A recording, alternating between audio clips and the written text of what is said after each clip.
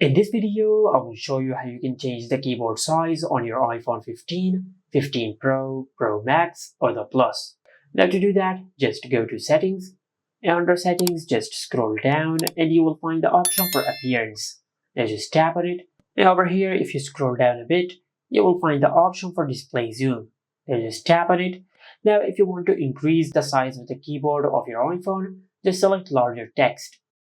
Then tap on Done and select Use Zoomed. And after you do that, all the elements on the screen of your iPhone will be larger, including the keyboard of your iPhone. Just like that. But if you want to decrease the size of the keyboard of your iPhone, just go back to the settings, and over here, just tap on Display Zoom. Now instead of larger text, just select Default. Then tap on Done, and just select Use Default. Now if you go to your home screen and if you open the keyboard, you will notice that the size of the keyboard has been decreased. And this is it. Make sure to like, comment, and subscribe. Thank you for watching.